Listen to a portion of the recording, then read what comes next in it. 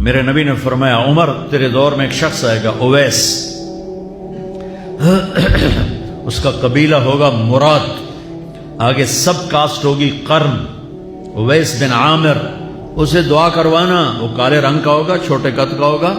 اور اس سے دعا کروانا، دعا تو بھی کروانا، علی تو بھی کروانا، علی اور عمر اویس ان کے لیے دعا کریں۔ انہوں نے پوچھا کیوں؟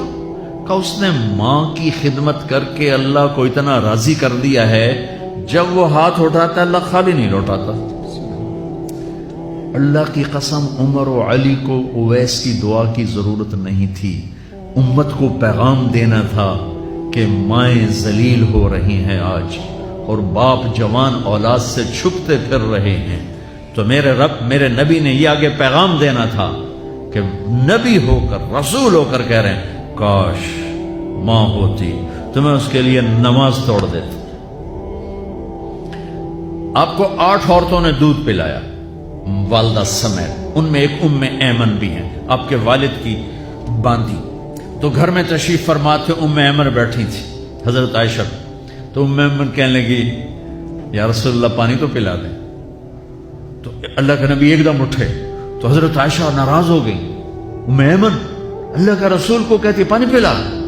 تو اور کیا نہ کہوں میرا بیٹا ہے، میں نے دودھ پلایا ہے۔ تو حضرت میرے نبی نے کہا ہاں ہاں عائشہ یہ میری ماں ہے، اس کا میں نے دودھ پیا ہے۔ آپ اٹھے، گھڑے میں سے پانی بھر کے یوں دونوں ہاتھوں سے حضرت ام ایمن کو پیش کیا، جو حبشی باندی تھی، چونکہ دودھ پیا ہے تو ماں کا لفظ صادق آ گیا، تو بجائے اس کے کہ برا مناتے، آپ خادم بن کے اپنی ماں کو دودھ پلانے والی ماں کو آپ نے، حضرت حلیمہ سعدیہ تشریف لائیں، آپ نے اپنی چادر بچھا کر اس کے اوپر بٹھایا۔ ہمیں پیغام دینا تھا، آنے والے زمانوں میں یہ ہونا تھا۔ سبحان اللہ۔ امام ابو حنیفہ کا نام تو سب کو معلوم ہے نا، ایک اور عالم بتاتا ہوں، عبد الرحمن بن ابی لیلہ،